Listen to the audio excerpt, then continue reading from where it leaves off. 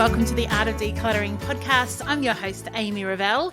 I hope that you're doing well. I hope that you have managed to get some decluttering or some organising done over the last week. Maybe you've tackled just like one shelf in the pantry, or you've decluttered one item of clothing that doesn't fit anymore. Maybe you've had a conversation with the kids when you've been out and about not just buying stuff because they want it. Whatever living intentionally looks like for you, I hope that you have been able to, take one step forward in the last week. Decluttering is not a destination. It's always just about like, how am I going to align my relationship with stuff to the values that I hold? And most people don't have the values of like overconsumption and opulence in exchange for miserableness and clutter and overwhelm. So presuming that that's you and you would prefer to be living in freedom than living in overwhelm, welcome, you're in the right place. You've also turned up on a week where Auntie Amy is coming with some harsh home truths about your relationship with clutter. And so the reason I decided to record this particular episode, and it's 5 truths about clutter as they relate to you, is because these are some things that I wish I could say to an individual in love. They're not statements of judgment. They're statements to myself. They're statements to you. They're universally true statements. But sometimes it can feel just a little bit too harsh to actually say these to someone's face. So what I'm kind of hoping is by putting them out in the podcast, it gives you time to mull on them, think about them, meditate. Is this something that does relate to me? Is this an area that I want to change in my life so that you can experience true freedom from clutter? So the reason that I'm bringing these 5 things up is not to just throw insults or to make you sad or to make you feel like, oh, none of it's worth it, but really to bring you back to your core values so that you can live in that. So the first Auntie Amy harsh home truth is most of the stuff you buy is a waste of money. That's right. Most of the stuff you buy is a waste of money. It's a bit harsh, isn't it? It's a bit harsh. Now, think about it. What's some of the stuff that you've bought in the last, let's say, month? Has it given you a better life? Has it brought you so much joy that it was worth the investment of time and money and all of those things? Or can you picture some things in the last month that you've purchased that is a waste of money? It might be food that you didn't need or didn't eat and then threw out. It might be clothes that are such poor quality that you wore them once and then they really have lost shape or miscolored. It might be clothes that you bought that you still have never worn because you're not actually sure if you love them. It could be toys that you bought for your kids that aren't going to last, that are going to end up in the bottom of a toy box and ultimately are going to be decluttered in time. Is it magazines that you didn't read? Is it a subscription that you're not really going to use, or you use and it's actually a waste of your money because you're using the subscription and, not using your time well? But it's true. Most of the stuff you buy is a waste of money. It's harsh, but it's true. All right, I'm going to keep going because it gets better. No, it doesn't get better. I'm lying. Number 2, stuff can't make you happy. Now, I want to clarify that some stuff can make you happy temporarily. Okay, so you might, at the moment, we're building a pod, as you guys know, out the back for Cal. It's just a work pod. It's somewhere I can record podcasts and he can work and all of those things. Now, that is making us happy. That's an investment for us in something that makes us happy.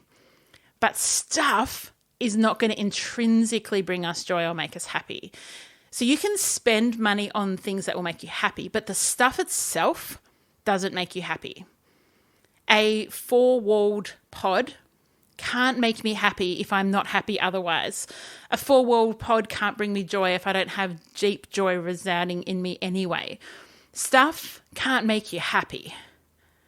If you're unhappy, going shopping, getting on Amazon, getting the dopamine hit of a parcel coming up at the door, that stuff is not going to make you happy. It's not going to make you really happy. It might bring you temporary elevation, but it's not going to make you happy. So number 2 was stuff can't make you happy. All right, number 3. You'll regret living a life impacted by clutter. I have in my lifetime only sat with one client on their deathbed, and I'll put a link to the episode. It was called Deathbed Reflections, and it was a client that I developed a really close relationship with. And And while she was on her deathbed and, dying, and she was in palliative care, she invited me to come and spend some time with her. I can assure you that one of the biggest regrets is that she lived a life impacted by clutter, because it meant that she had neglected friendships, relationships, romance, doing the things that brought her great joy. And so if you live with clutter, it's not just about the stuff, right? So you'll regret living a life impacted by clutter. It's not that you may regret the clutter. That's true. But it's that your life is impacted by this thing. So I want my life to be free. And I'm forever saying enjoy the freedom, because that's what I want to do. I want to find joy in the freedom, and I want to live in it and experience it and, live my life from that place. Often when you've got a home that is impacted by clutter, you don't feel free. You're not free to just go out. You're not free to invite people over. You're not free to pick up a hobby. You're not free to sit and watch something on TV or read a book without feeling guilt. You're not free to go on holidays because you spent your money on stuff, or you're thinking, well, I really should invest in a professional organizer because I can't get on top of the clutter. You're no longer free. And sitting at someone's deathbed and hearing their regret about living a life impacted by clutter really made this number 3 Auntie Amy harsh home truth stick with me. You will regret living a life impacted by clutter. All right. For the sake of, a little bit of reprieve, let's take a quick break. And then I'm going to come back with 2 more Auntie Amy harsh home truths that I really do actually think will help you. They're not to bring you judgment or condemnation, but actually to bring you freedom. Let's be back in just a second.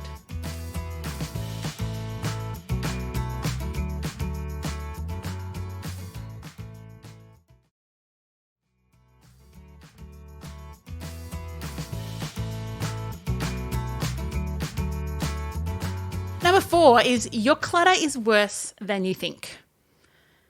Your clutter is worse than you think, because what you're seeing is just the stuff that annoys you. What you're not seeing is all the things you've become used to living with.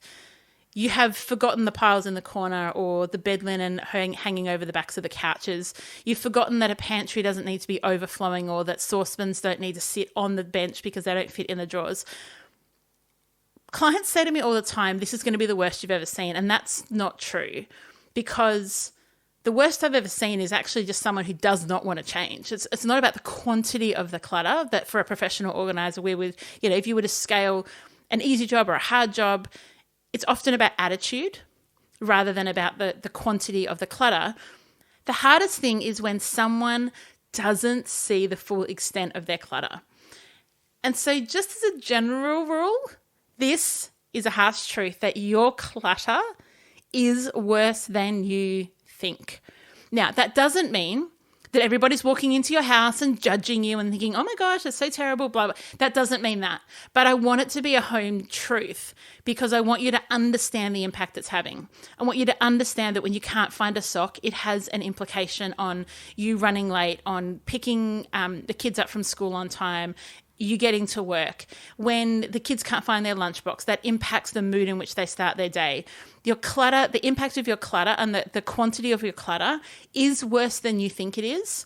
And so start dealing with it today. That's the great thing about decluttering is if you're able to even sit on a couch or open a cupboard, you can start today. Just get rid of rubbish. Like literally just walk around or get someone to bring stuff to you and just get rid of rubbish, or just find some clothes that you can donate, right? You don't need to start with like, hey, we're going to pull everything apart and we're going to get right down to the bottom of it all today. You don't need to do that.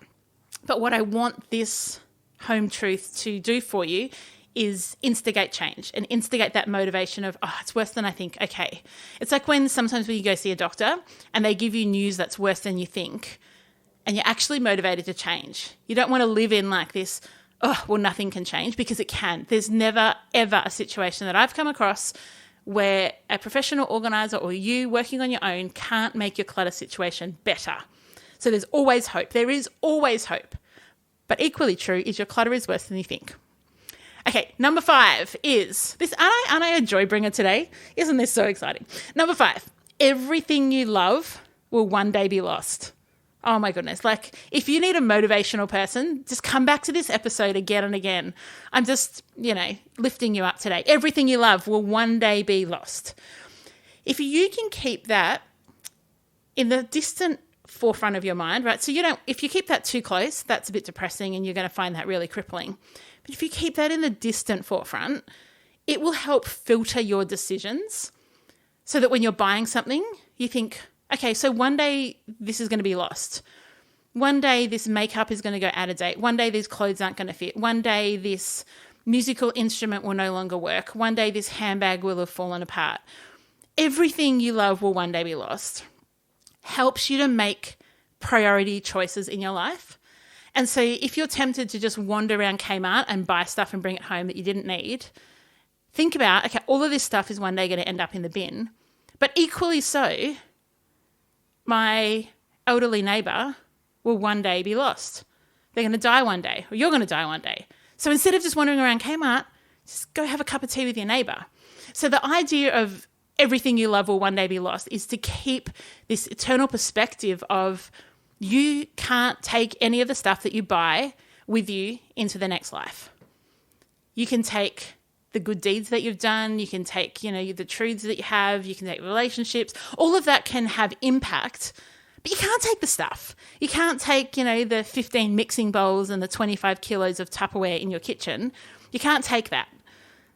Doesn't mean you don't need it. Doesn't mean that there isn't time for it and that, you want to live an organized home. I'm forever talking about, having the right containers and having it set up and da-da-da-da. Within the context, that far away forefront vision of everything you love will one day be lost. Just to give you a pep in your step, let me go over the 5 again. 1, most of the stuff you buy is a waste of money. I feel like if I say it in a cheerful voice, it's less harsh. Number 2, stuff can't make you happy. Number 3, you'll regret living a life impacted by clutter. Number 4, your clutter is worse than you think.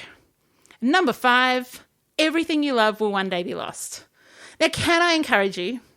Take these 5 principles, let them sink in, let them be a reality check, let them be kind of an anchor for you to be in reality, and then lift your eyes and be excited about what the future holds. Oh, okay, these things are all true. So I don't want to waste my money on stuff and stuff's not going to make me happy and I don't want to live a life impacted by clutter. So I'm going to clear out some clutter. I'm going to make a decision to invite people over even when the house doesn't look like I want it to look like. I'm going to go to other people's houses and not care what their house looks like because I'm there for the relationship. I'm going to spend my money on things that matter, on holidays and memories and experiences and investing and, donating to charities. And I'm going to do things in light of this reality that changes how I feel about these realities. So rather than reading these and going, oh, that's a bit harsh, I actually look at some of these and go, yeah, that's true. And I'm going to live out of the freedom in that. So harsh truths, hopefully somewhat motivating. I feel motivated by it. Maybe it's just my personality, but I hope that it is helpful for you to have some of those the harsh home truths by Auntie Amy today. I also want to encourage you, if you haven't ever looked at my Head, Heart and Home Decluttering course, a lot of what it goes through head, heart and home, right? So your 3 different areas. So head is all around your mindsets and your thinking, your motivations, your why, educating yourself. Like, how does my head have a part to play in living an intentional life and being decluttered and organized in my home? Your heart is around, what are the traps that you come up against? What are some of the barriers? Like, someone special gave that to me. I spent too much money on that. And the things that really pull your heart, how to keep memories well and live with integrity. And then we talk about your home.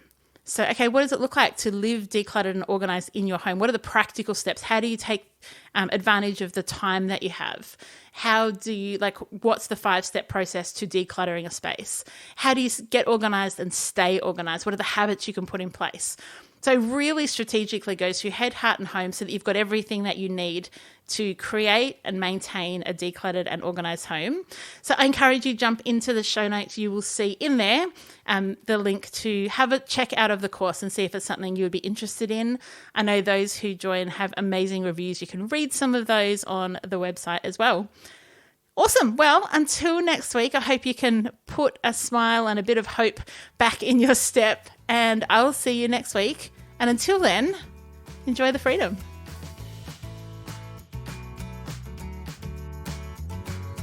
I would like to acknowledge the Wurundjeri people who are the traditional custodians of the land this podcast is recorded on.